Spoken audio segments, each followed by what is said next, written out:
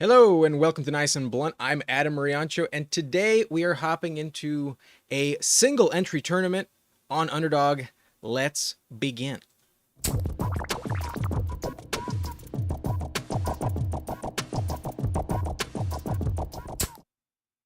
Okay, here it is. We are joining the Golden. We will hop in just a sec. Just want to review the rules for a sec. If anyone wants to join, give it a little bit of time for them to come in. But the Golden single entry tournament, only one shot to win, 10K to first, $10 entry.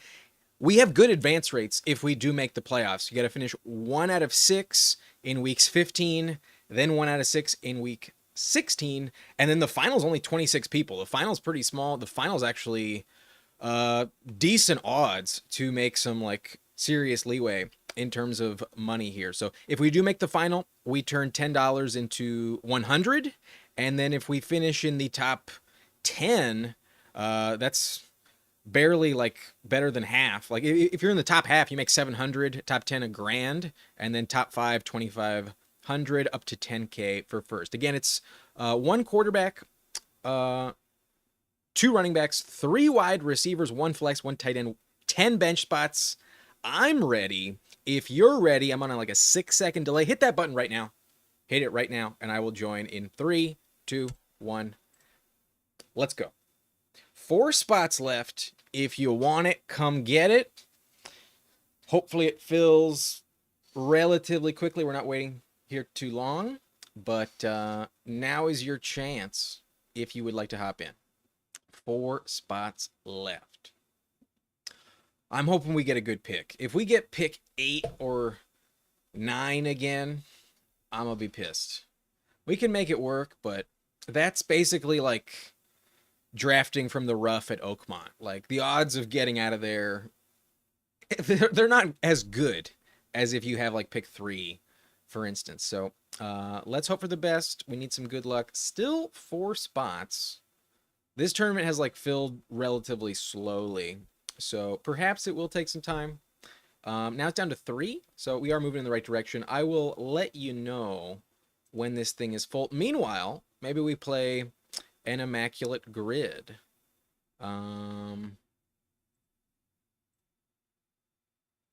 Here we go. Still 3 spots, but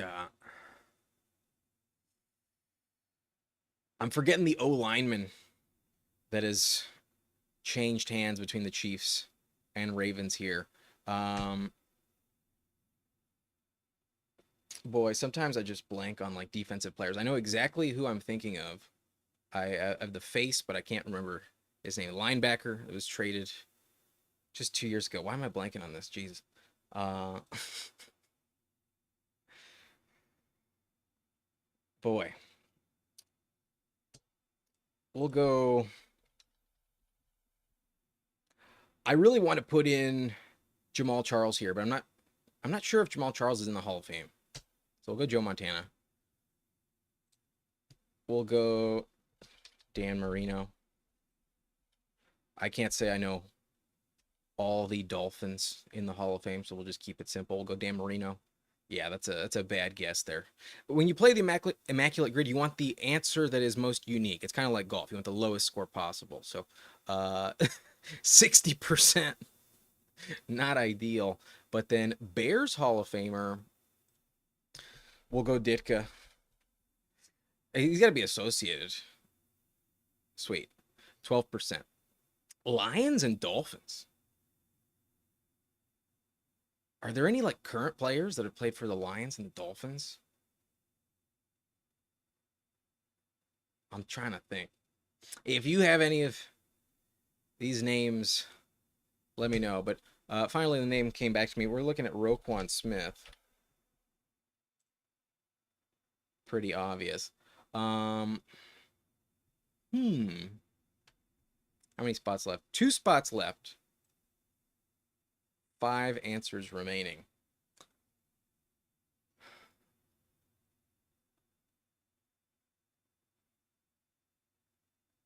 Dolphins.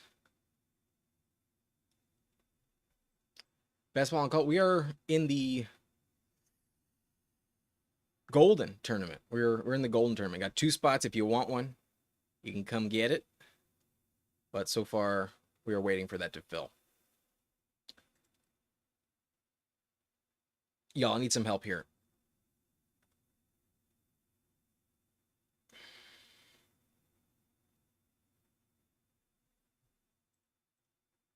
$20 out of 30? What you mean?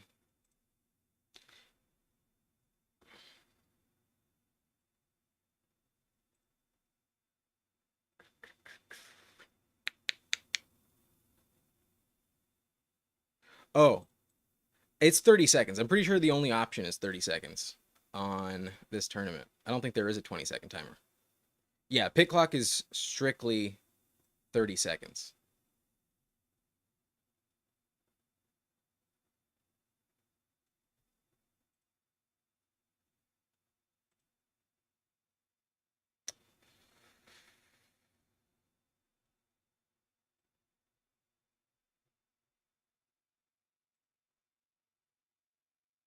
All right, we need 2 people still. Down to 1 person. 1 person. We need 1 person. We'll just settle in here. Let it happen organically. Who do you guys think wins the US Open this week? You think Scheffler can win again? You think Bryson can win? I kind of doubt Rory will win again. Okay, we're full now. This thing's full. Which pick do we get? Pick 1, baby. Oh, yeah. We get pick 1. That's excellent. Love to see it. All right. We get a Jamar Chase team. Let's go. Best ball and calls in here at number 11. Good luck to you as well.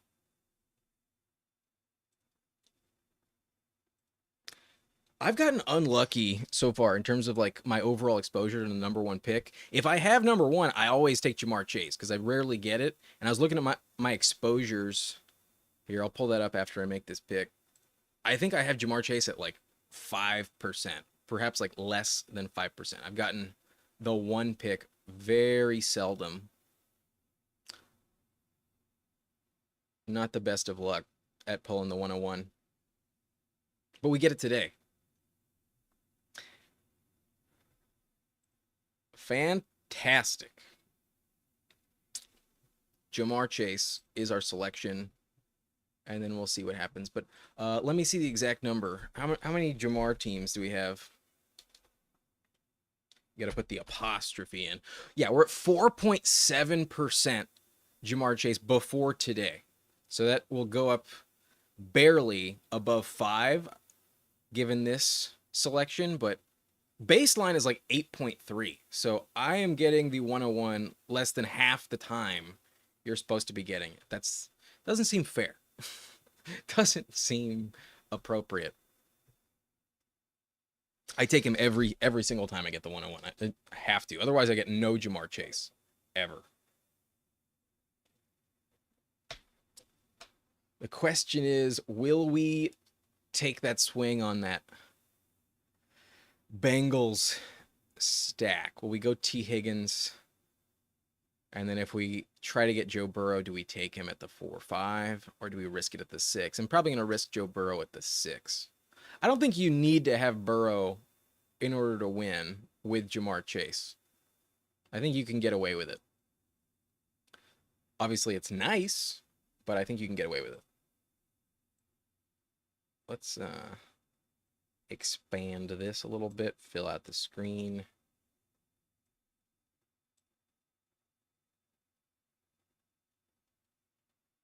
Okay. So far, we see Jamar Chase, Justin Jefferson, Bijan, Saquon, CMC at 5. Wow. CeeDee Lamb, Jahmyr Gibbs at 7, Puka, Ashton Genty. Looks like we'll be in a room that is willing to get their guys. I mean, if you're going to do it in any tournament, this is the place to do it. You only have one shot, get the player you want the most. CMC does have that league-winning potential, so I don't hate it. I don't know if I would do it, but I understand it. I have taken him in the top 6 once or twice in the past on my own time. But saying need a cover from another elite if no Burrow. Yeah. Maybe given there's like a limited amount of teams even drafting in this, maybe I don't risk it. Maybe I just take Burrow at that 4-5 turn for the hell of it. We'll see. We'll let the draft come to us. Determine what is the best course of action. Braden asking thoughts on Achane at pick 9 in a 0.1 per carry league with 2 RBs, 2 wide receivers, and 1 flex layout. And it's half PPR. The thing about Achane is like so many of his touches come in the passing game. If you're in that per carry format, like I think I'd rather have Genty above Achane. So it's all dependent on like who's available there. But I don't know if I would be reaching on Achane in that format. If I can get someone like Genty above him, I would expect more touches in the run game specifically for Genty. And so I don't know if I'd be propping up Achane that high, given it's only half PPR. If it was full PPR, I think I'd pull the trigger there, Braden. But in half PPR with a 0.1 per carry, I think I'd still prefer even Derrick Henry above Achane. Derrick Henry doesn't catch that many passes, but if you're getting an extra, let's say he gets 20 touches, that would be 2 points. I think I might barely prefer Derrick Henry there. But boy, that team at 5 is just taking his guys. Goes CMC, Rashee Rice. It's going to be a unique team, that's for sure. But we're on the clock soon. We will see what happens. You're welcome, Braden. Of course. That's a kind of a bummer. We get sniped on Josh Jacobs, and I would like an elite running back on this team. We're going to go with Chase Brown, and then we're also going to grab an elite tight end with Trey McBride. We're going to go Chase Brown with Jamar Chase, the double chase in Cincinnati, and then for that Week 17 bring back, we're going to go elite tight end. We're going to go Trey McBride. I'm willing to take it every now and then. It's not my favorite click in this spot, but most of these receivers kind of bleed together, and most of the money is made in Week 17. So I expect that Bengals-Cardinals game to be a bit of a shootout. Most likely that's the case. It is in Cincinnati. Hopefully weather's not a factor, but I would expect kind of a lack of defense from both sides of the ball and a potential shootout in that environment. So we got wide receiver 1, Jamar Chase, running back 1, Chase Brown, Trey McBride as our tight end. And if we somehow do not get Joe Burrow, it does open the door that we can get Kyler Murray later on. But it looks like Marvin Harrison is falling, which is actually good for me because Kyler usually goes closer to the like 8-9 turn around like pick 94 to 99. And if Marvin Harrison is in the middle of the board, a little bit less likely that they'll grab him at pick 90 than if they were at, let's say, pick 3 and go with Kyler Murray at 94. So we will see what happens. But feeling good about this start. Jamar Chase, Chase Brown, Trey McBride. We got a balanced team so far. We can go in multiple directions. But as always on Underdog, you don't want to get buried at receiver too much. Does dry up past pick 100 dramatically. Braden says my league takes running backs slightly heavier, so I want to make sure I secure one. I agree that's probably the right thing to do, especially if you're in a 0.1 per carry league. I would assume running back gets juiced up a little bit. So given the fall off, like once you hit running back 13, I don't think you're in like anywhere near the same caliber as the top 12 running backs. And so, yeah, if you do have pick 9, I'd probably grab a running back as well. Achane's fine, but I think if you have access to Genty or Henry, I think I'd rather go with them. I also think Jonathan Taylor is a very good pick in that format. Taylor doesn't catch as many passes, and he can get like a 30 carry week every now and then. Taylor's, I think, a good target in that format, Braden. Best Ball kind of likes Team 5's approach. And then they go Davante Adams in round 3. I love Davante Adams personally at that price. But Cole Edgar saying Bucky Bijan and Garrett Wilson, good first 3 picks.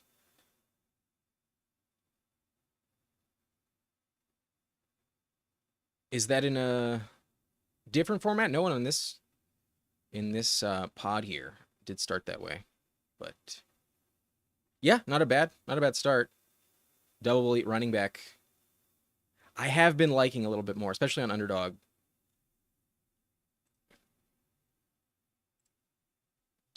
Okay, let's take a look.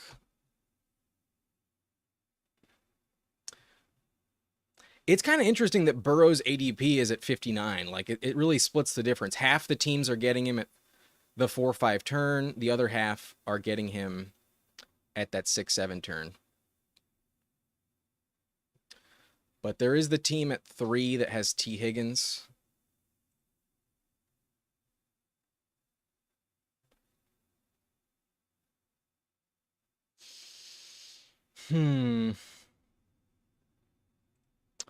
We'll queue him up just in case we miss out on him.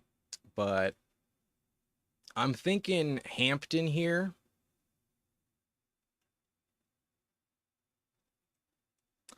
I would like a running back. I'm going to go with Hampton. And then I'm just going to take a minute to think about this second pick. When I'm at the turn, I have no problem taking the full time.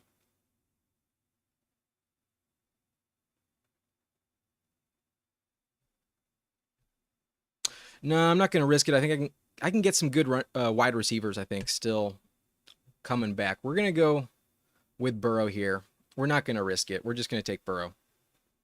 That Bengals double stack with Jamar Chase, Chase Brown, and then the Trey McBride correlation. We are kind of risking it at receiver here, but I say fuck it. It's worth it.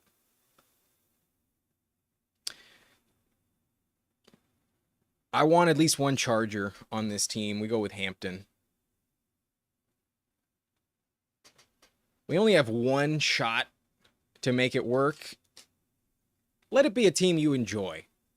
A team you want to root for with some players that you really like. And I am a Charger fan, so I want at least one Charger on this team. Thanks for the good luck. Cole Edgar asking Hubbard or Connor for running back. I'm definitely going with Chuba. Connor at age 30, a risky investment. They do have Trey Benson behind him. And I know Trey Benson was not very good last year, but oftentimes rookie running backs don't contribute very much and sometimes have a big improvement in year 2. I mean, just look at Kyron Williams. That's just one example. Not saying it's a 1-for-1 example, but the risk of injury with Connor far surpasses the risk of injury with Chuba Hubbard. And Chuba got that big contract extension last year. I would definitely trust Chuba more than Connor. There's a world where Connor outscores him, but to bet on Connor staying healthy an entire season at age 30, pretty unlikely given his injury track record. Usually misses at least 2-3 games, and those odds do increase as he gets older. Cole Edgar asking if those would be a good first 3-round picks. Not bad. Yeah, definitely a decent start. You got very strong running backs with Bucky Bijan, and then Garrett Wilson, a perfectly fine selection in round 3. Yeah, it's not a bad start at all.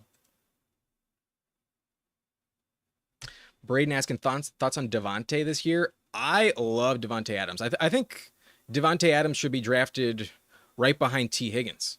I think there's a world where Davante Adams outscores Puka even. I could be wrong about that, but I genuinely believe it. I think the upgrade from Cooper Kupp to Adams is significant in terms of health. Adams still played fantastic last year. He had basically top 10 numbers when he was in New York with the Jets and Aaron Rodgers. And I think there's kind of an underrated, battle between Stafford and Rodgers. Two really good players that are some of the oldest veterans at QB in the league. And if Adams puts up like an all-pro season with Stafford, if he like breaks some of his personal records, that's kind of a way for Stafford to kind of stick it to Rodgers a little bit. I think Adams is going to be fantastic. I love Devontae Adams. His round 3 price is phenomenal, and he's one of my most highly drafted receivers overall. We are on the clock. We need receiver badly. We're not going to go elite tight end, that's for sure. We're going to go Debo. I don't take a ton of Debo, but Debo does have tremendous upside. And then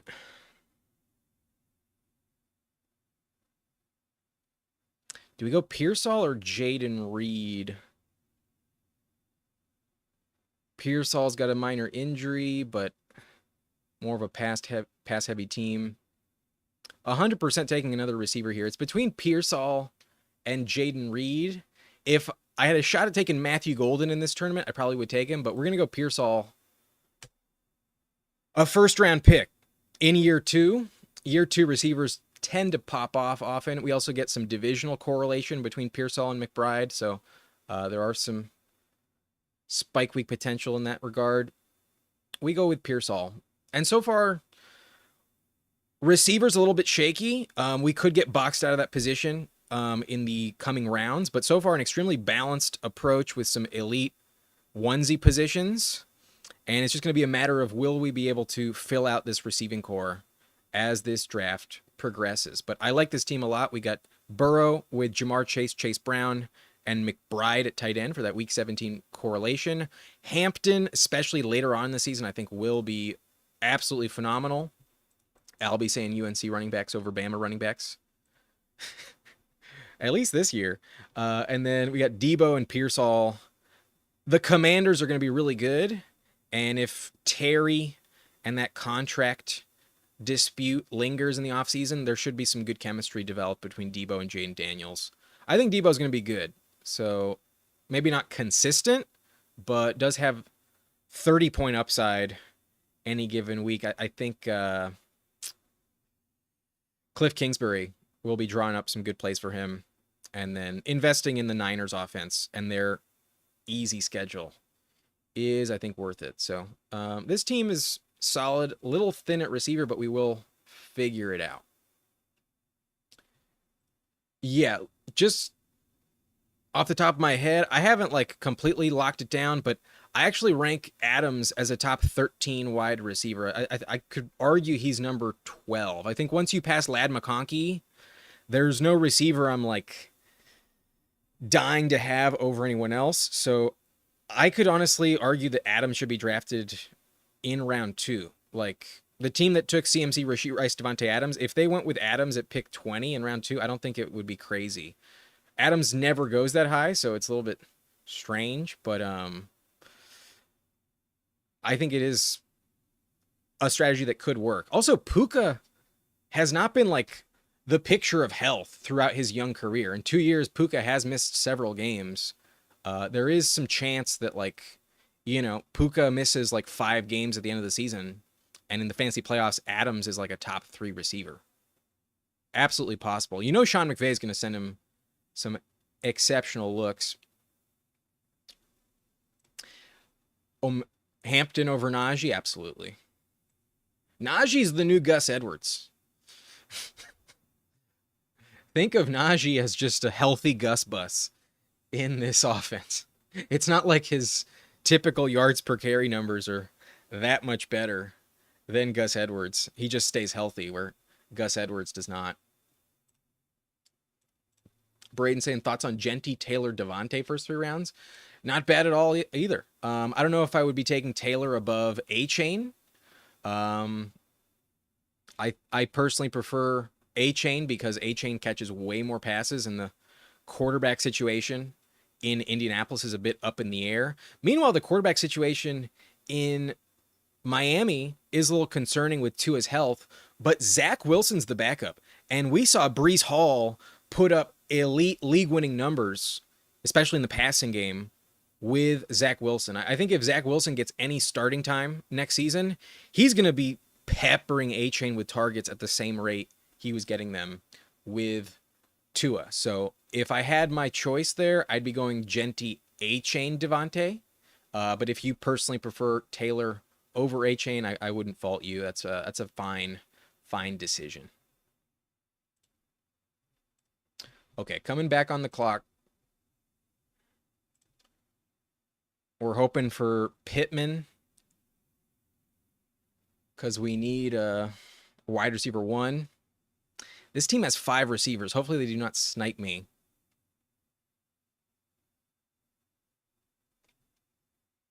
Sweet. We do get Pittman. I'd rather have Pittman than Egbuka for sure. And then I'm not super interested in Jaylen Warren at this price. I think I'm going to go with Kyler and pair him up with McBride. And then we'll just be done at quarterback. We can ignore tight end until like the last round, basically. Definitely taking Michael Pittman Jr. here. Need the targets. And then as much as I'm tempted to go with like Keon or Trey Harris or Egbuka, there's a world where they just really don't pan out. Albie likes Keon here. You know what? Maybe that's the safer decision. Maybe that's the way to go.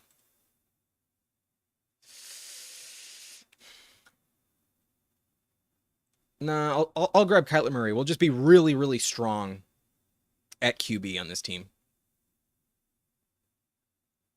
We have Ja'Marr Chase. We'll rely on the elite production of Ja'Marr Chase.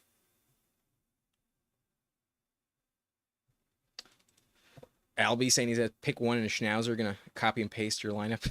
Good luck, man. I mean, there's some risk to this lineup for sure. There's tremendous upside, but starting with only 1 receiver in the first 5 rounds, I can't say is like a safe strategy. Like if Chase Brown gets hurt, this team could be really bad. But there's a lot of upside with this team. That's for sure. We do have Best Ball on call at the 11 spot. He goes St. Brown, Derrick Henry, Mike Evans, Lamar, Addison, R.J. Harvey. Really good value on R.J. Harvey with the Dobbins addition there. I still think R.J. Harvey's worth it given his ADP because it's not like Dobbins has been the safest player to stay healthy. Dobbins usually goes down with injury on a consistent basis. I think Harvey still has as much upside as he did 5 days ago. Obviously, maybe the floor isn't as high, but like at this point, do you view McLaughlin and Estime as a threat? I don't. I think RJ Harvey, if you can get him in round 6, excellent pick. Excellent pick. Yeah, if you're gonna grab all these different like this is kind of a rainbow strategy technically. Like we do have an extra running back in the top 5, but first 4 rounds, if we took Burrow at 48, that's what it would have been. Rainbow can be a bit dicey, so if you want to play it safer, definitely grab another receiver. But so far, I do think this team is viable. I'm not hating on this team. If Pittman was off the board, I think we'd be in bad shape. If Pittman wasn't there, if I got sniped on Pittman, I think I would have grabbed Egbuka and Keon and just moved on with no Kyler.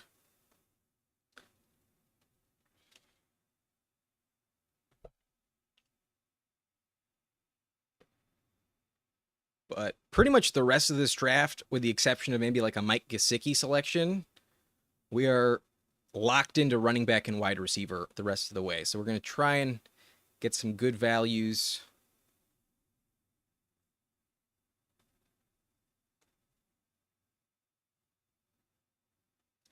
If there's one pick I think could bury me a little bit, it might be that Kyler Murray selection. But we'll see what happens. Andrews is falling. I hope someone takes Andrews. Save me from myself, please.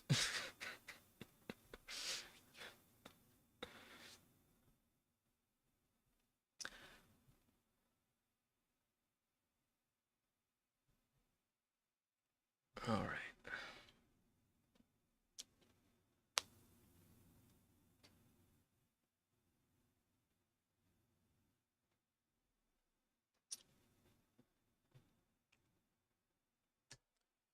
Best ball took Bateman over Andrews. I mean, given how Andrews finished the season with some of those drops, I mean, it is possible that Andrews does start to fade.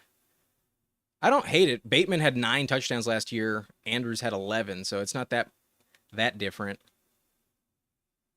There's always good tight end values later. But I would be pissed if Andrews is still on the board at my pick. And I think he will. I think he will be.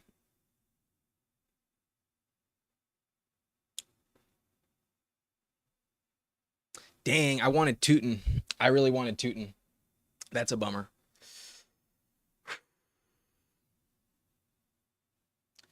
Do we just shore up all of the Chargers' backfield touches? Maybe.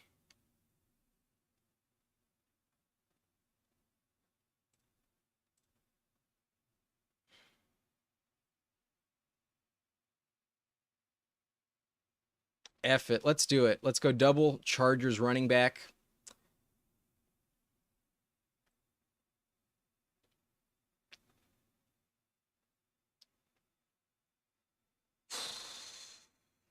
I'm definitely not drafting Javonte. If I run out of time, I'll accept the discounted price on Andrews, but feels risky.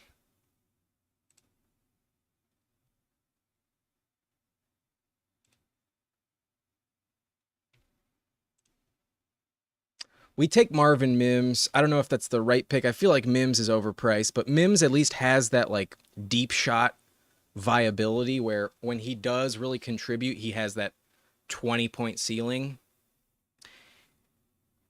Not convinced his role will be like guaranteed to stay the same in year 2 with Bo Nix. Bringing in Ingram is kind of dicey, but I definitely need receiver. I've been ignoring that a little bit too much. I don't think I can double tap running back, and we will pass on Andrews because we already have McBride.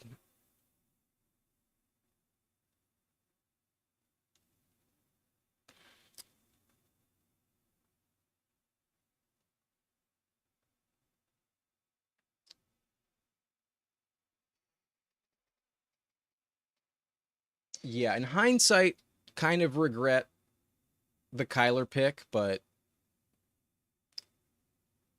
it's worth it. We'll be fine. We'll figure it out. So, quarterback, we got Burrow with Jamar, Chase Brown. Our other receivers are Debo, Ricky Pearsall, Michael Pittman, and Marvin Mims. Tight end, we have Trey McBride. And then running back, we have Chase Brown, Hampton, and Najee Harris. We have all of the Chargers backfield touches. Ali saying McBride started this problem. I'm not convinced that's true. It at least made it appealing to take Kyler.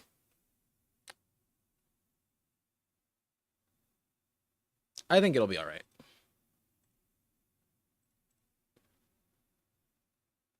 Albie went with the triple stack. Watch Burrow get sniped from you.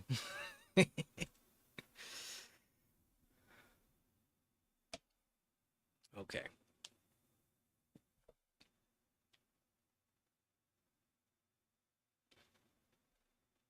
Perhaps if I could change something, if we don't go Kyler, maybe we go Trey Harris and then grab like Herbert instead of Marvin Mims.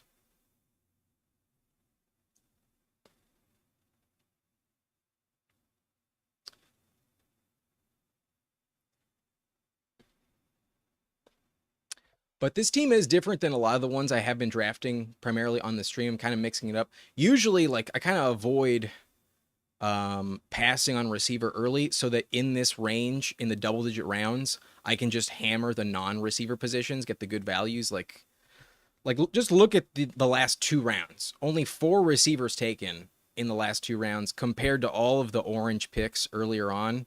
Receiver is just not the same at this point. If you're new to these underdog drafts, keep that in mind.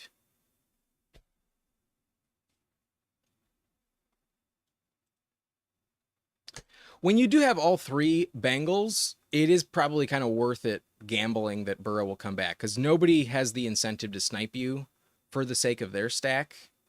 If anything, it's more likely that people will pass and he'll come back around. That's pretty emblematic of the fact that Burrow has an ADP, at least in this tournament, which has only been open for less than a week. The fact that Burrow's ADP is late round 5 instead of early round 5, it indicates that half the time he is falling and people are taking that gamble. He comes all the way back around. It's worth it.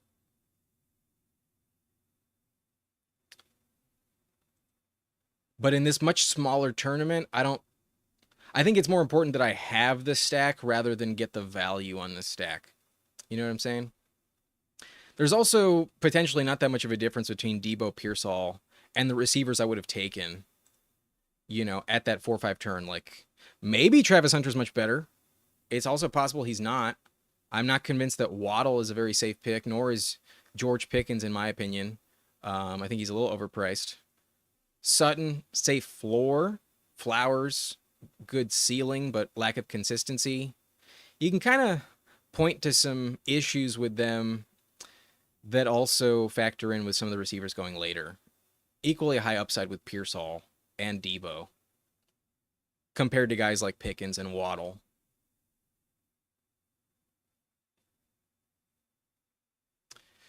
Dobbins goes. Dobbins been moving up.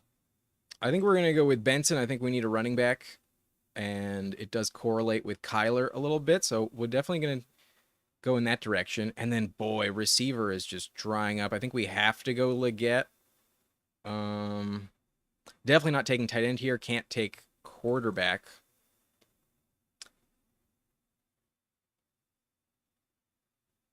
So, yeah, give me Benson.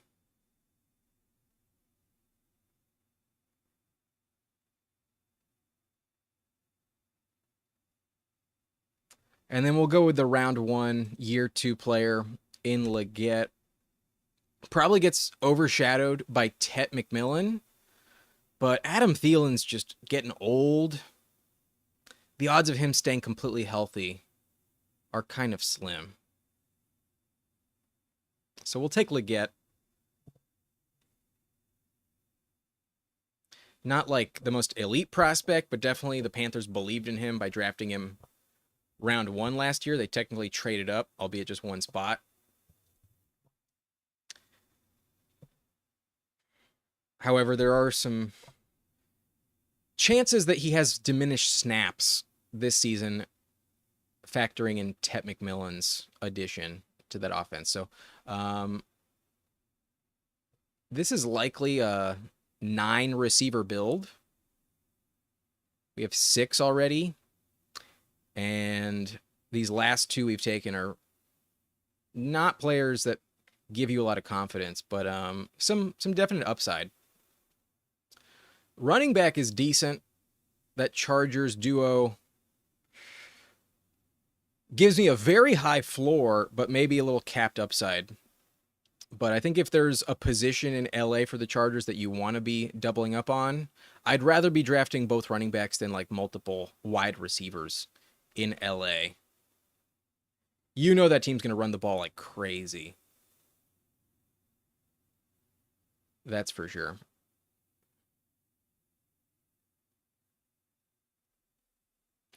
But Albie missed out on his Burrow stack. Goes at 68. Yeah, that's the risk. Sometimes people just see the diminished value and it's like, well, Burrow threw for 4,900 yards last season. There's a ton of points. It might just be worth it to take him and maybe get a stack with someone else. You gambled, it didn't work out. It's okay. It's okay.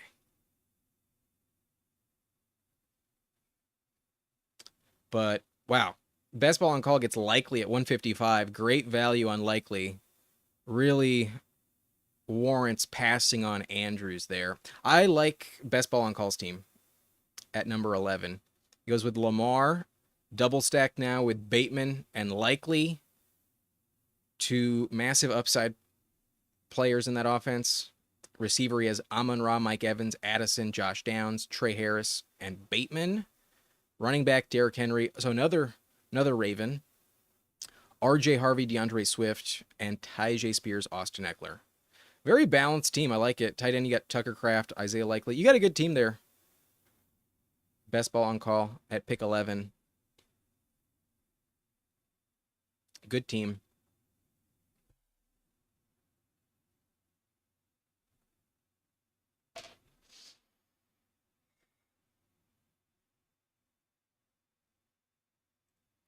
Yeah, very balanced. Okay. If Thielen's there, I'll probably just take Thielen. And then maybe we go Pat Bryant as well. I'd consider Braylon Allen. I'd consider Roschon as well. I think these are the picks I'd be looking at. But even as Bryce Young continues to fall, there's no chance I'm taking Bryce Young on this team. When I have Burrow and Kyler with an early tight end and a bit diminished depth at other spots, there's no way I'm taking a third quarterback. Gotta be sensible. Pat Bryant goes. We can go Michael Wilson instead. Michael Wilson has just been so bad, like so unreliable. 2 straight years with almost like identical numbers, but does score some touchdowns.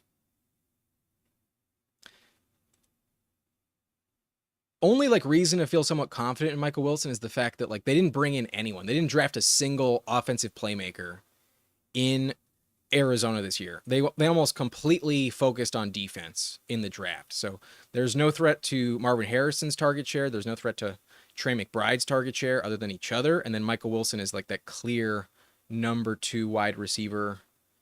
But will he get more targets than James Conner? Not by like a landslide.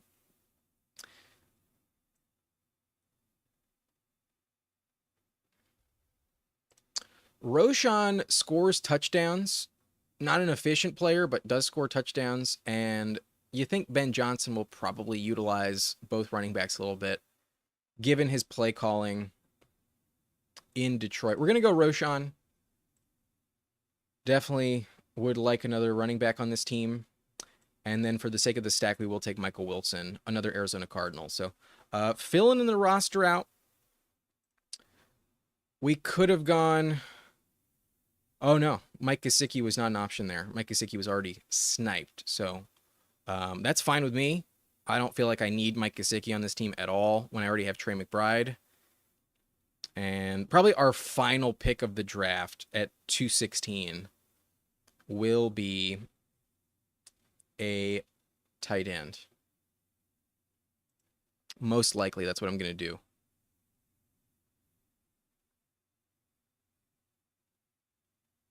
The question is, am I comfortable with these 5 running backs? We got Chase Brown, Hampton, Najee Harris, Trey Benson, Roschon. I think I need a 6th. I think I'd rather have a 6th running back on this team than a 9th receiver. Definitely drafting an 8th receiver. That's for sure. We got Jamar Chase, Deebo Samuel, Ricky Pearsall, Michael Pittman, Marvin Mims, Xavier Legette, Michael Wilson. And then our tight end is Trey McBride. Obviously, some risk involved, but I do actually like this team quite a bit. I wish running back was a bit stronger. Like, we were 1 pick away. If I had Bashal Tutin instead of Najee Harris, I think this team would be phenomenal. However, that is not the case. And hopefully the touch split between Najee and Hampton provides us with multiple spike weeks from both players. Maybe some early season correlation with Najee, and as Hampton starts to develop as a rookie later on in the season, he should be good. But who knows? Maybe Hampton is like the player you need to get you to the final, and then perhaps he gets hurt, and Najee, if he's the RB1 in LA, does vault into like the top 10 overall and is a excellent pick. Like last year, J.K. Dobbins was missing time in the fantasy playoffs, and Gus Edwards actually had like some excellent weeks later on. I also think an underrated aspect of some news that dropped earlier this week when Dobbins signed in Denver, I think that's a minor upgrade to the other Chargers running backs because before Dobbins signed that contract, he did have a unrestricted free agent tender in LA. So if that hadn't been taken by another team, if he didn't sign elsewhere, then Dobbins would have been a factor in that Chargers rotation. Now you don't have to worry about it at all, and there's no effing chance that any other running back they have on the roster plays any factor at all in that Chargers rotation. So you can feel a little bit more confident in the floor of Hampton and Najee individually now that Dobbins has 0% chance of being the third stringer in the Chargers backfield. But we can maybe go Nick Chubb if this team doesn't snipe us. They only have 4 running backs, so they probably do snipe us. I'd be fine with Nick Chubb. Little concerned, obviously, but did have 4 touchdowns in like minimal game action and is usually a very good goal line back. Mixon's also like 29 years old. Mixon's not like the safest player to stay healthy. I do expect some decent touches for Nick Chubb. We'll go with Chubb, and then we'll also take Jermaine Burton to fill out our Bengal stack. Nick Chubb, Jermaine Burton, those are the picks. And then we'll just figure it out at tight end. We did have a 10 pick value on Cade Otton, but I can't tell you there's a running back in round 18 I feel more confident in than Nick Chubb. And we know for a fact we're drafting a tight end. It's kind of the same in my view. Like Otton's fine, he'll be on the field, but there's so many other targets in Tampa. He doesn't inspire like a ton of confidence. Some of his best games last season were when Godwin and Evans were out, and then he did kind of drop off once Evans came back. McMillan really overshadowed him, and now there's 4 receivers that he has to compete with. Like Otton's going to be on the field. That's a good reason to trust the floor with Otton. But in terms of his ceiling, will he score more than 4 touchdowns? Probably not. I'd be kind of shocked if that happened. And will he even see more than like 6 targets per game? Probably not as well. So I don't feel like I have to be taking Otton, especially when I have McBride. Just give me someone in round 18 with the final pick that allows me to go unique with this team. So our last pick is absolutely a tight end. Some players we can consider. I mean, technically we could think about Taysom Hill, but I probably won't take Taysom Hill. There's a chance Taysom Hill just retires. I do like Ben Sennett. I wish I knew for a fact who the Chargers tight end 1 was going to be, but at the moment we really do not. It's not guaranteed if it's Disley or Tyler Conklin. I also like Theo Johnson quite a bit. I think Chigo Okonkwo has some value. I also think Jatavian Sanders could make a leap in year 2. And then whoever wins the starting job in LA for the Chargers at tight end, whether it's Conklin or Disley, is also very interesting. But as of today, don't know who it is. I generally take Conklin, but it could burn me. It could not work out. There is a world where it is Will Disley. I don't think it's Oronde Gadsden. I doubt it. I doubt the rookie drafted in like round 6 is going to overtake those 2 veterans. Unlikely in my view. Best ball on call, taking a swing with Jalen Milroe at 203. I mean, if it works out, there's tremendous upside. Milroe is a player that can run for 800 plus yards if he gets a full season. Just good luck with that actually materializing. If it does hit, you're in good shape. So definitely a unique selection at this stage in the ADP. Don't hate it.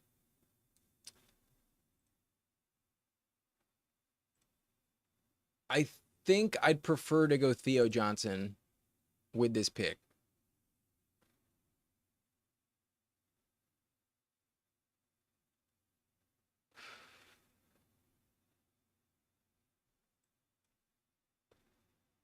I think the new quarterbacks in New York offer some interesting upside for Theo Johnson that I don't feel really applies to these other guys. Like Senate, very interesting, but Ertz is still there. Could be another year for Senate. Nah, I talked myself into it. The upside for Senate is just so high. And we have McBride. Like, there's no point, I think, in taking the floor of Theo Johnson. Because the upside of Senate is through the roof. And oh, there's a new blurb on Senate. Impressive in offseason practices 3 hours ago. Commanders coach Dan Quinn said Wednesday that Senate is one of the young players who has stood out during the offseason program.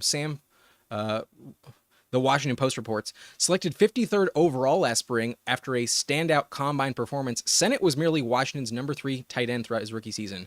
Yada, yada, yada. He has all the raw physical tools to become a quality NFL starter, but there's no assurance because they did re-sign both Zach Ertz and John Bates. In at least sounds like Senate is making progress in year 2 and earning more confidence from his coaches. Not falling for the coach speak Senate again this year, says Jason Calhoun. Here's the thing, man. Like, rookie tight ends often underperform. And this is like literally the situation that McBride found himself in year 2 in Arizona with Ertz above him. Ertz is 35. If Ertz goes down, Senate has so much upside.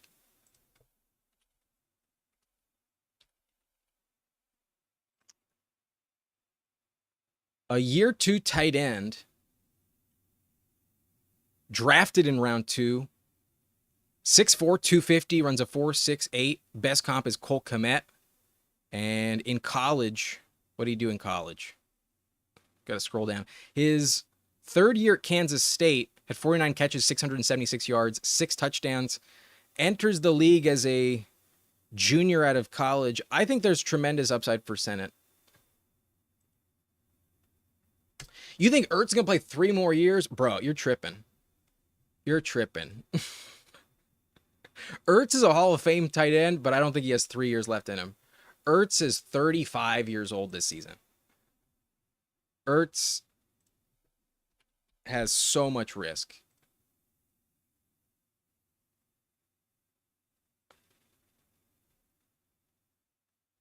Yeah. I'll take my shot with Senate. Especially in this tournament, I might be one of the only people that drafts Senate. So we'll see what happens. We'll just take a look at Best Ball On Call's team right before we hop into a Schnauzer real quick. We will do a Schnauzer in just a minute. But he is drafting with us. Let's take a peek. And I do think the team is pretty good. So at QB, he goes with Lamar, Daniel Jones, and Jalen Milroe. And to his point, they all run. Definitely some upside there.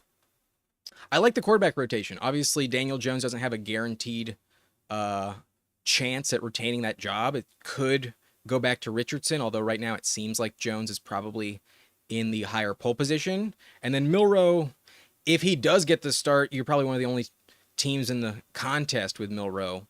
Definitely worth a shot. When you have Lamar, does offer some viability with some risk there. But then running back core, Henry, RJ Harvey, Swift, Tyjae, and Eckler. I like that you called it quits after 5 with a good start like that. I don't think you need a 6th, kind of just a luxury pick. And then receiver, Amon-Ra, Mike Evans, Jordan Addison, Downs, Trey Harris, Bateman, Alec Pierce, and then tight end you got Kraft, Likely, and Arroyo. The Milroe pick is absolutely a gamble. I think if it was a receiver, you might have a safer floor, but when you have St. Brown, it's worth gambling on passing on that 8th receiver. But I like the team. Good luck to you, man. Hope it works out. This was fun and should be good. Anyways, let's hop into a Schnauzer. Let's mix it up. Let's do a $3 Schnauzer tournament. We're going to do the 20-second pick clock. If you want to join, hit that button right now. I'm on like a 5-second delay, so I'll be hitting it right now. And there's 5 spots left. If you want it, come get it. This will be the last draft of the stream. We typically do 2. Oh, did I forget to fully recap my own roster? Yeah, maybe I did. Okay, we'll show you what the final full roster was. In the golden. So here's our final team. We had pick 1. Great luck with that. And at QB, we've got some really high upside guys. We got Burrow and Kyler all stacked up with multiple players. We have Chase Brown, Omarion Hampton, Najee Harris, Trey Benson, Roshan Johnson, and Nick Chubb at running back. Jamar Chase, Deebo Samuel, Ricky Pearsall, Michael Pittman Jr., Marvin Mims, Leggett, Michael Wilson, and Jermaine Burton. We need Deebo to stay healthy. Not the safest guarantee, but definitely possible. Pearsall banged up at the moment, but should be fine. It's still only June, and absolutely tremendous upside in the Niners offense. Pittman needs to be that wide receiver 1. I need the floor of Pittman to keep this team viable because Mims is a massive gamble. Might only contribute like 2 or 3 times all season. Leggett could be somewhat irrelevant in his offense. Michael Wilson, not a great play.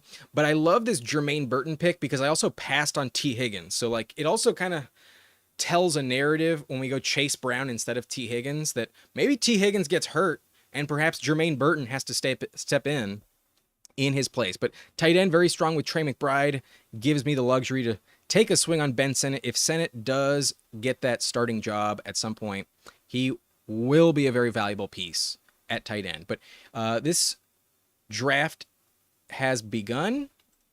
We have pick 4, and we'll have a different team this time around for sure.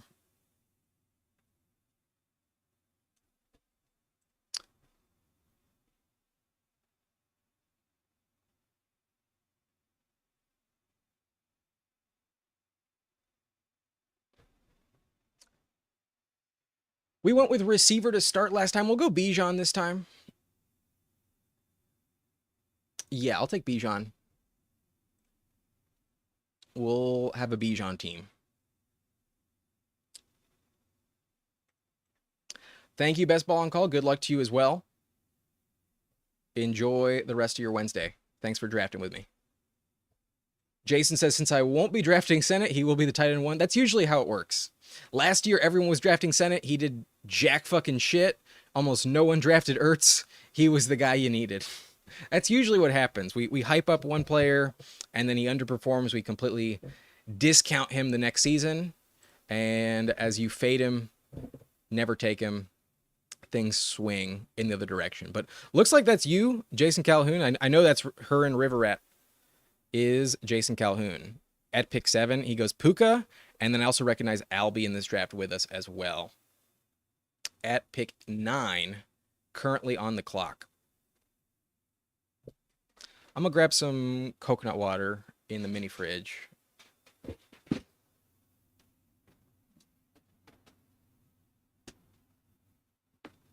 And we're back. Albie goes CMC.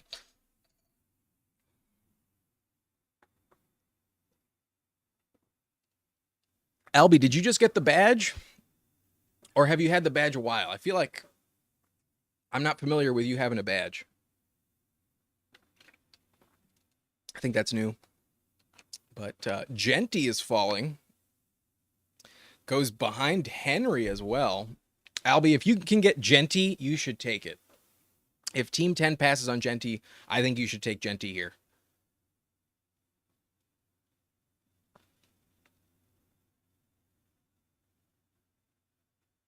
Love it.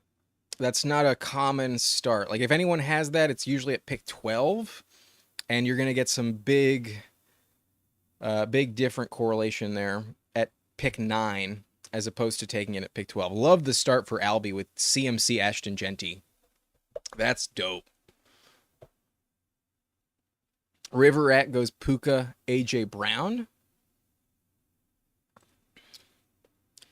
And if we get lucky enough to get Lad McConkey, we'll absolutely take him, but I really doubt that happens. Lad falling to 21 is unlikely as fuck. But doesn't happen.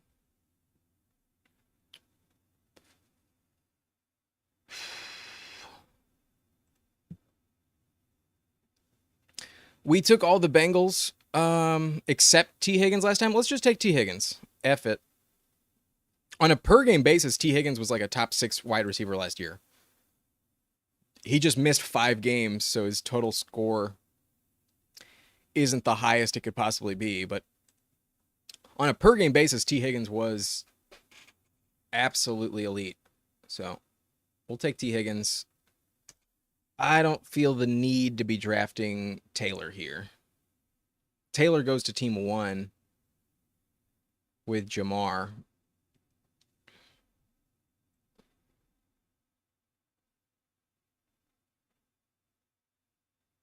And then Jacob falls. Jacobs is very tempting. Yeah, we'll take Jacobs. Let's do it. Bijan, T. Higgins, Josh Jacobs. Let's go for it. I'll be asking Kyron for the trifecta. I don't know if you need that, man. I don't know if that's necessary. If you want it, go ahead and take it.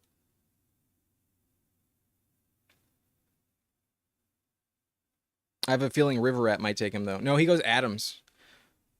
Stacks up Puka with Adams. Love the Adams pick.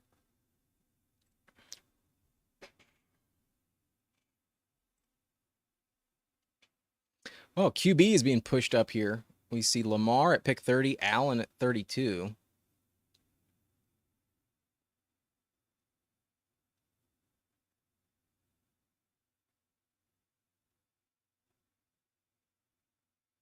Kind of wild. Max Trinko asking, what player do you have the most exposure to? I believe it's Ray Davis. Let me pull up my exposure. Yeah, it's Ray Davis. That holdout for James Cook has me very, very interested. But it's mainly just the upside of if Cook goes down. Which I think is a bit more likely the longer the holdout for Cook happens. Like in general, whenever we've seen a running back hold out for a contract that, like, even if he signs a contract in August, you know, like let's say hypothetically James Cook holds out from practice in training camp in August and really plays hardball and signs in like the last week of August. Hypothetical, not saying it's going to happen, just there's a chance that that happens. He's not going to be in the proper shape.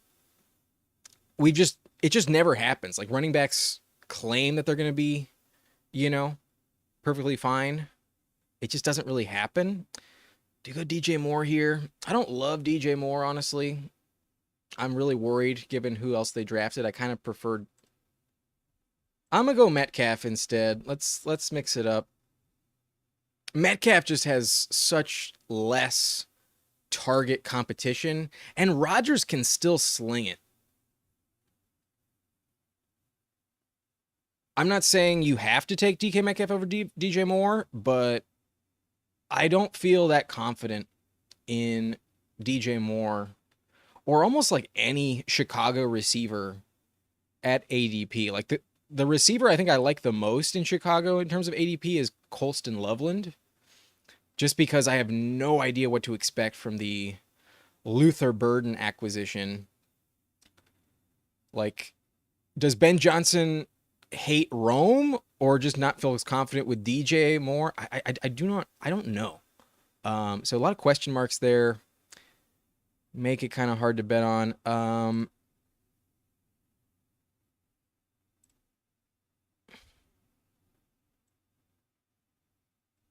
We're going to go Flowers instead of Ridley. I have them ranked back to back. I actually have Ridley ranked one spot higher, but we have Jacobs on this team, and the Ravens and the Packers do play each other in week 17. So we get some correlation there with Jacobs and Flowers, and perhaps that game's a shootout, and that's the combo we need. But we also sniped Flowers from the Lamar Jackson team, so that's always fun. Did I just like completely drop that James Cook conversation? I think I did. typically when like running backs hold out, they are not 100%. They start off a little slow in the beginning, and then it's also kind of a little more likely that they don't finish the season. Like look at Josh Jacobs in his final year with Las Vegas. I believe he held out that season, and it was like a franchise tag that he was playing on, and then he missed the last like 4 weeks of the year, and led us to believe that Zamir White actually might be a good pick last season. Like Zamir White ended up filling in, and we saw Ray Davis play phenomenally when James Cook was out. Oh no, this is the college stats. Yeah, the one start Ray Davis had last season was like elite. He had, I think this was it, or maybe it was a different game. I don't remember exactly which week, but I think it was this week. 20 carries, 97 yards, 3 catches, 55 yards without a touchdown. Like imagine if he had scored 1 or 2 touchdowns in that game. We know that the Bills offense scores a ton of rushing touchdowns. If anything happens to James Cook this season, Ray Davis has top 10 potential. So Ray Davis is my number 1 most drafted player. I love the values at running back in that range. They all feel very valuable to have. They're all handcuffs, but still super, super high upside with all of them.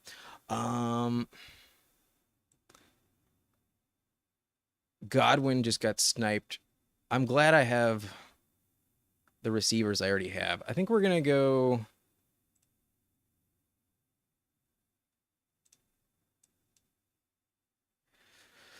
Could have taken Judy, but we go with Matthew Golden. If I pair up Golden and Jayden Reed with Jacobs, that'd be pretty dope.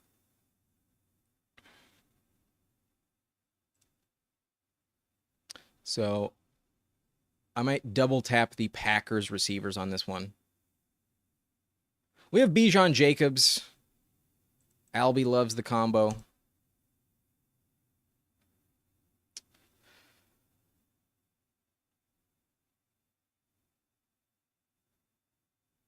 We don't need to grab running back here. If we get sniped on Jayden Reed, then I'll go with Judkins or Caleb Johnson. But yeah, we do get sniped on Jayden Reed. Myers falls a little bit, but I've got a ton of Myers.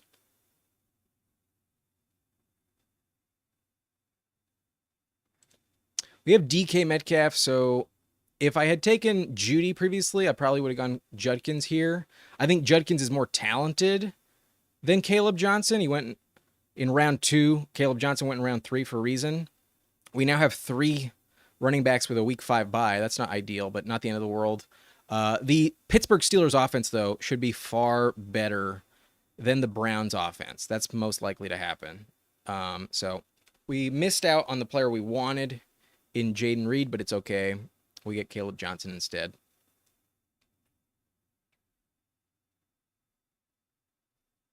I have seen Jordan Love fall as well sometimes, but 30 plus spots, that's quite a precipitous fall. Jason Calhoun upset that Hurts was sniped. Yeah, that team at 6, I don't really know what they're doing. They don't have a single receiver through 7 rounds. They have Lamar and Jalen Hurts both unstacked, and then they're rolling with Jahmyr Gibbs, Bucky Irving, Joe Mixon, Aaron Jones at running back, and Sam Laporta. I mean, okay, if that's what you want to do, I'm very happy to compete against only 10 other teams, not 11 other teams. But I don't think team 6 is viable. To have not a single receiver going into round 8, I don't think they're auto drafting. If they are, that'd be pretty shocking. Yeah, that team is dead. Always nice to have one team that you can just completely write off in your lobby.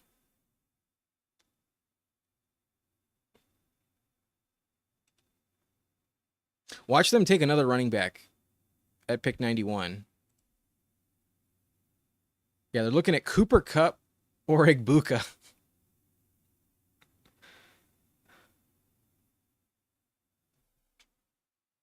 That's bad. Oh, you go Jaden Higgins, Riverette. I wanted Higgins. Bummer. I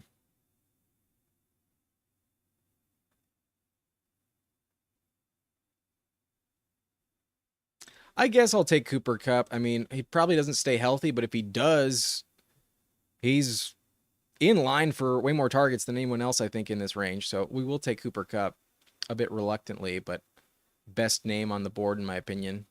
Just a lot of injury risk with Cup. That's the problem. But Cup is paid pretty well.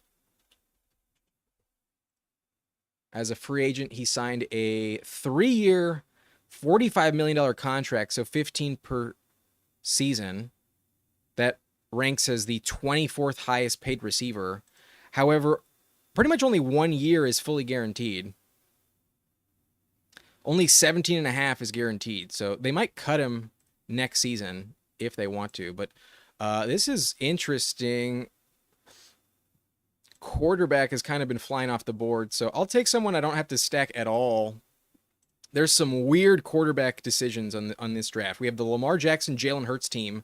And then around this turn, we have 2 teams going with double QB. So we'll grab Justin Fields, a quarterback I've been taking a lot more of recently, because you don't have to have him stacked up with anyone to justify it. And there's also 30-point upside with Justin Fields. Like, in terms of ADP, Justin Fields appears to be this year's Jaden Daniels candidate at quarterback. This is where Jaden Daniels was being drafted last year, and nobody has the rushing upside of Justin Fields otherwise in this range. So don't need Garrett Wilson or Breece Hall in order to draft Justin Fields. And there's also going to be a lot of losses for the Jets, most likely, which means a lot of catch-up mode and perhaps some inevitable rush attempts for Fields that lead to those like 60-yard touchdowns. We'll take Fields here. There's also... Oh, wow. What the fuck is Team 6? They go with Baker and Evan Ingram. Still no receiver through 9 rounds on Team 6. Don't be like Team 6. If you're drafting on Underdog, don't draft a team like that. I mean, if you want to just burn $3, go for it. But it feels very foolish. Drake May, 110. Wow. I would expect to see some quarterbacks kind of pushed up given the state of the position, but you can often get May in round 11. I've seen May fall quite a bit sometimes.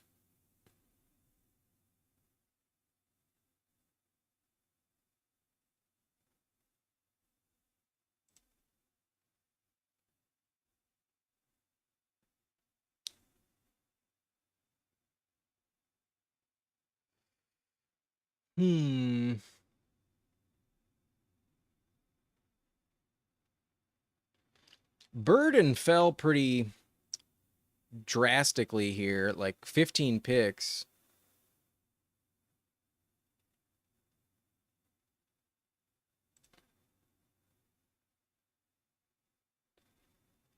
It's between Burden and Tootin, but I don't feel too confident in my receivers, so we'll go with Burden.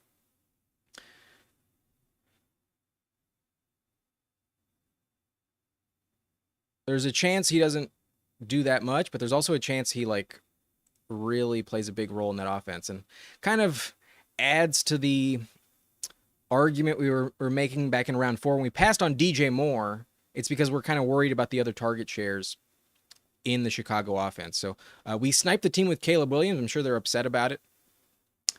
Sure, they're not happy, but such good value on Burden. You don't need to have Caleb to take him when he falls 15 picks.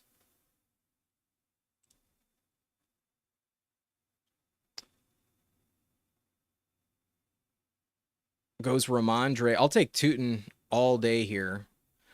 Don't know if I need running back desperately, but we have 3 running backs with a week 5 bye. So just to fill that out, I think Tootin will be the starter.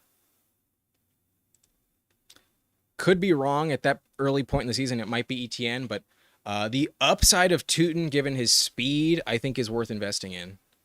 So running back is very strong on this team. We got Bijan, Josh Jacobs, Caleb Johnson, and Bashal Tootin. At receiver, we have T. Higgins, DK Metcalf, Zay Flowers, Matthew Golden, and Cooper Kupp. And then quarterback is Justin Fields. So we took... yo, what the fuck is Team 6 doing? 4 tight ends. At least they're capped at this point. But, like... holy shit. That team sucks.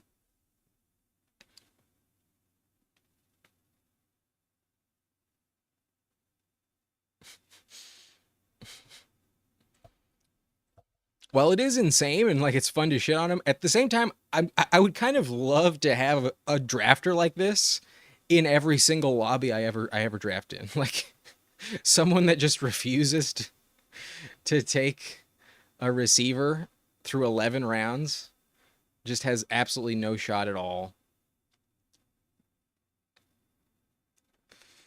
At least it boosts our chances. But is it idiotic? Absolutely.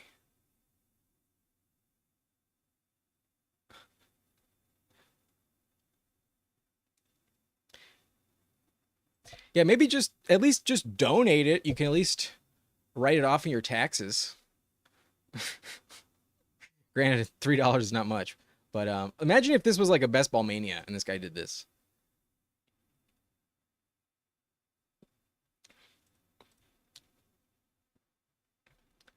Anyways, Jordan Love goes off, so good thing our Packers stack, we weren't relying on that too much. And they go Trevor Lawrence. Okay, but bro, whatever you want to do. Go ahead.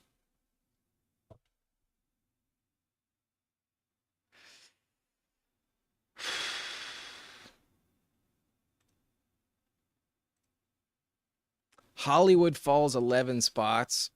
Hollywood's kind of tempting. We'll take Hollywood. If Hollywood is like really good, then whoever's drafting Rashee Rice and Xavier Worthy is going to be really pissed off.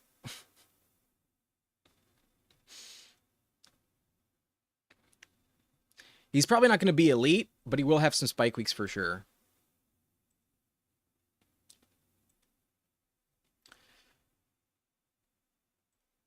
D. Nutsum has Lamar, Jalen Hurts, Baker Mayfield, Trevor Lawrence, Jahmyr Gibbs, Bucky Irving,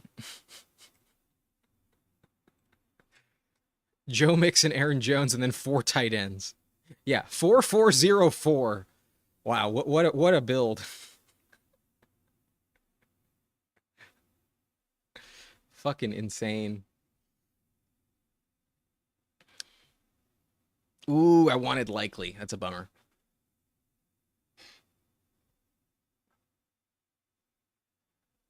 I think we'll go Goddard, I guess. Goddard gets kind of banged up, but we need a tight end. And that team with 4 of them has kind of pushed him up. So Goddard falling a little bit. We'll just take the value. Jamie Parag.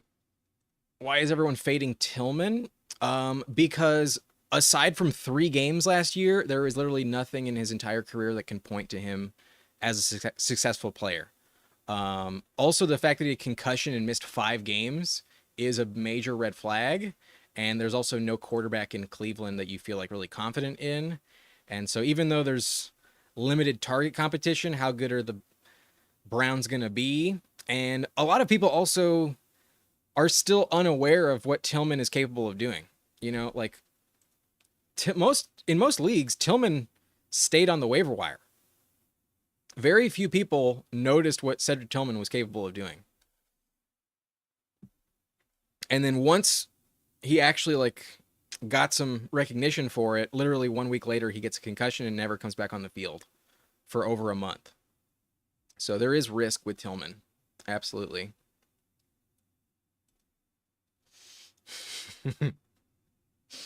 Nice.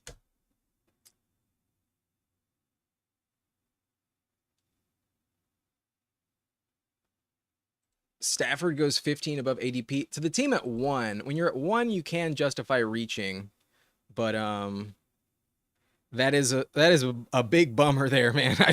I'd be pretty sad about that. Yeah, you were betting on that Stafford stack with Puka, Adams. Bummer, bro. It happens. But yeah, they don't have a single Ram. That's a shame.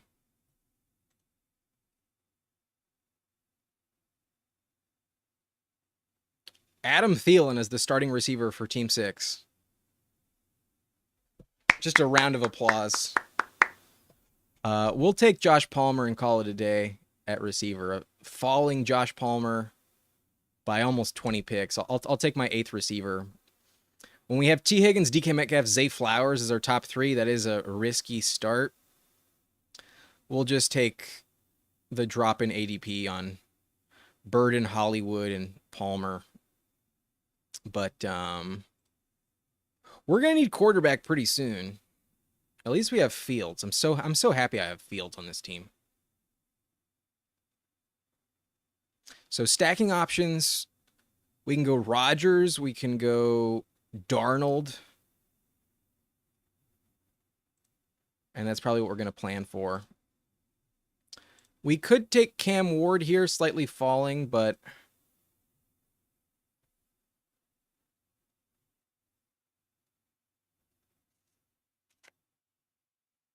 kind of wish I had Ridley. We'll take Darnold to stack with Cooper Kupp. Hopefully Rodgers can come back around, but the only reason I went Darnold there is because Rodgers has a lower ADP.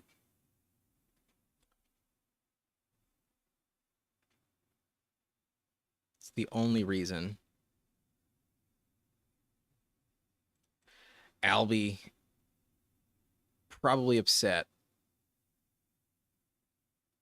that Cam Ward just got sniped by River Rat. But I don't blame River Rat at all for taking Cam Ward there. With only CJ Stroud at this point. Needs a QB. And Stafford was already taken. Do I think Darnold is better than Cam Ward? Not exactly. Definitely in the same camp. I think there's more rushing upside for Ward. However, I don't have any Titans, so it doesn't justify the stack. Yeah, I would not blame Calhoun for sniping you on Ward at all. It is what it is. That team at 6 just rigged this thing from the jump. We miss out on Rodgers. He goes at 183. So you're not the only one getting sniped.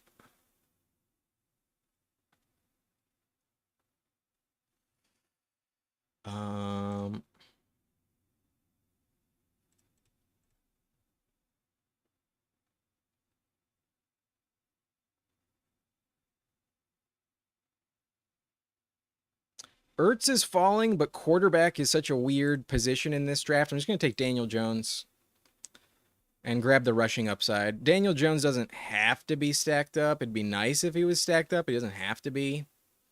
It's just to fill out this roster and get some points.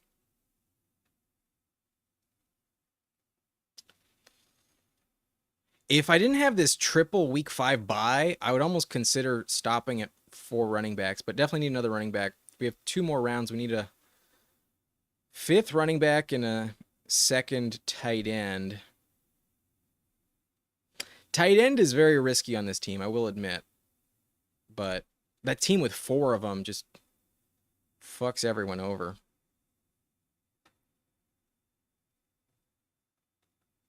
Weird draft. Very strange draft.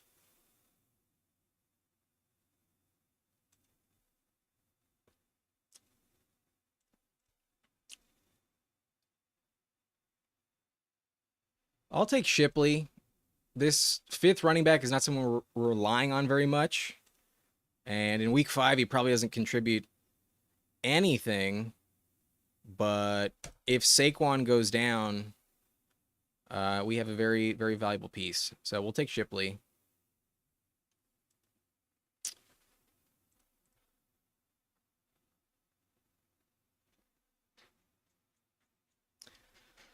Jamie asking, do I like Conklin as a late round tight end? I do take him a decent amount, but I can't say I take him with like a tremendous amount of confidence. I do not know for a fact if he will beat out Will Dissly.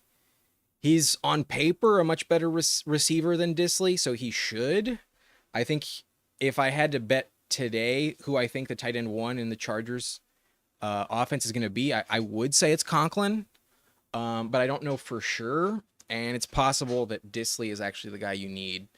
But in general, Conklin is a much better receiver than Will Dissly. So, yeah, I think if I was going to take a shot, I would take Conklin. And I actually have taken Conklin like relatively. So I have taken him a little bit. Where does he rank in my exposures?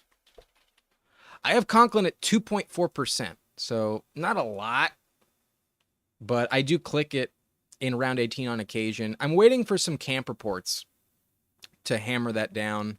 But even if he is the starter, like, I don't see a lot of touchdowns for him. And that's what's so important at tight end. Like, even Dissly had only like 2 touchdowns last year. Even if he has like 60 catches for like what, the 4th straight year, Conklin probably doesn't score more than 3 or 4 touchdowns.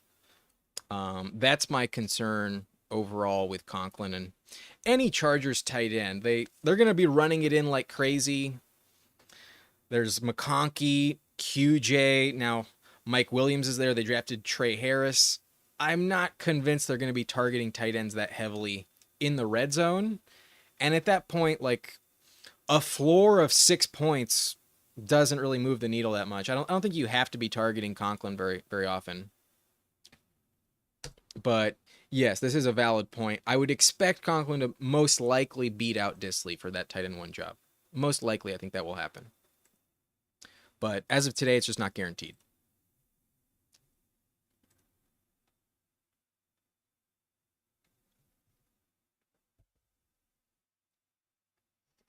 We're going to go Theo Johnson. I think the floor that Theo Johnson can provide is actually pretty solid. If you're unaware, Theo Johnson was actually playing pretty well before he got injured last year.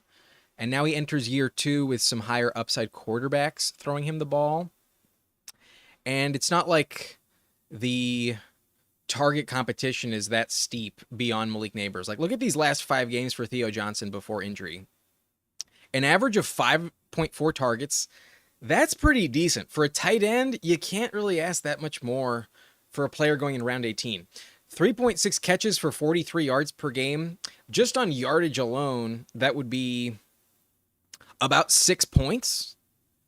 And then, you know, very low touchdown rate in general, but that could increase. You know, if you're getting a 6-point floor from Theo Johnson going into next year, and let's say he scores like 6 touchdowns, you'd have a pretty solid backup tight end. He's definitely not top 10. I'm not telling you Theo Johnson is like a phenomenal starter, but there is some value here in terms of floor. So I'm willing to take him here. We only have Goddard as well, and Goddard often gets hurt. So we need someone that's just like consistently going to give us that 6-point type of floor. So we go with Theo Johnson. Jamie likes Theo Johnson a lot. And yeah, it's not that bad. Here's the team. We have Justin Fields, Sam Darnold, Daniel Jones. With the craziness at quarterback in this draft, I actually think this is a very viable trio. Love the upside with Justin Fields, and then we have the stacking option with Darnold and Kupp. Kind of wish I went Rodgers now in hindsight, but it is what it is. And then Daniel Jones should get some starts, should run a lot. He should be okay. Running back, super strong with Bijan, Josh Jacobs, Caleb Johnson, Bashal Tutin, Will Shipley. So some massive swings with Tutin and Shipley, but that week 5 triple bye is kind of the only problem there. I'm willing to eat a 0 even if Shipley doesn't give us any points in that week. It's okay. We'll figure it out. Not the end of the world. Receiver, relatively deep with T. Higgins, DK Metcalf, Zay Flowers, Matthew Golden, Cooper Kupp, Luther Burden, Hollywood Brown, and Josh Palmer. So some high upside. We also got really good values on Burden, Hollywood, and Palmer, all at least 10 picks past ADP. And then tight end is very dicey with Goddard and Theo Johnson, but that's the trade-off we made. There was the team at 6 that drafted 4 tight ends, 4 quarterbacks, and one of those positions is going to be weak in this type of setting. So hopefully Goddard stays healthy. Goddard can be a good asset for sure, but in general, he misses time, and that makes this team a bit risky. But overall, I think it's fine. I think it's okay. Just a weird draft because of Team 6 with an idiotic strategy. They have Thielen and Alec Pierce, DeAndre Hopkins as their starting 3 receivers. Just absolutely chucking this draft. No chance that that team will advance. But let's take a look at River Rat's team. Also drafting with us, and then we'll also take a look at Albie's team before we sign off. But Bryce Long has a question. Rank these guys: DK, Pickens, DJ Moore, Hunter, Ridley, Tet, JMO. Thank you. I'm having a hard time. Okay, there's a lot of players. Let me think for a second. Number 1, I'd go DK, then I'd go Ridley. No,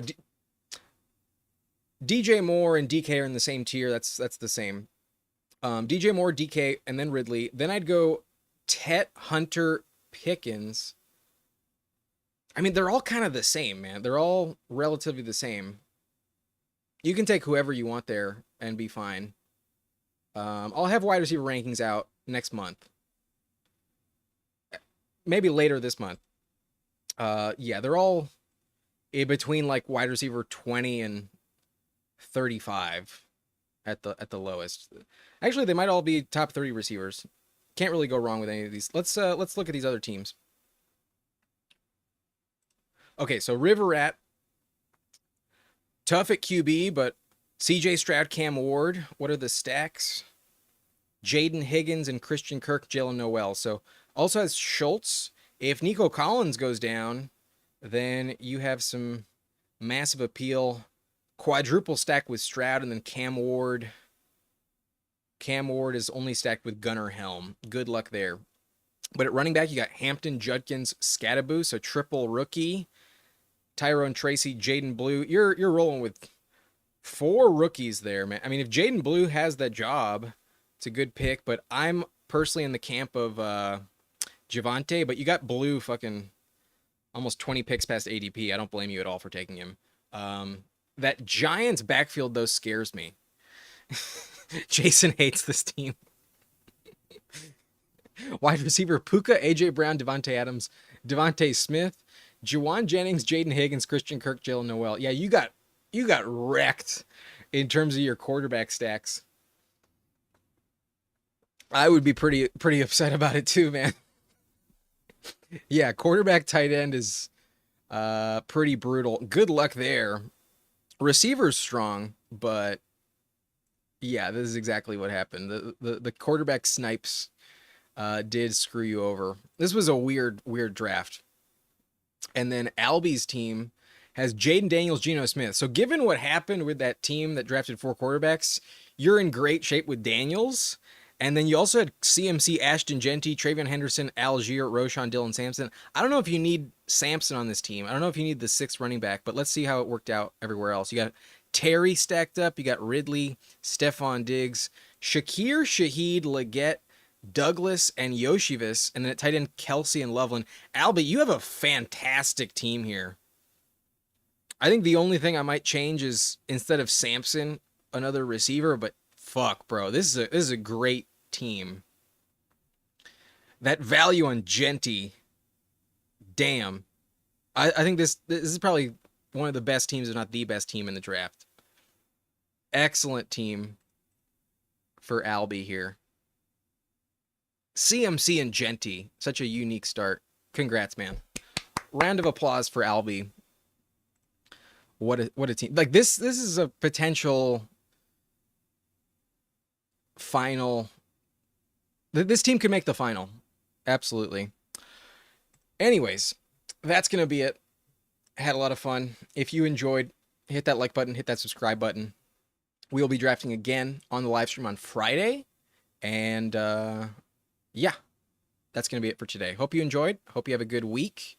And if you're looking for some content, I did post my NFC East prediction video earlier today, so head over to the channel page if you want to check that out. And I will see you next time. Peace out. Good luck.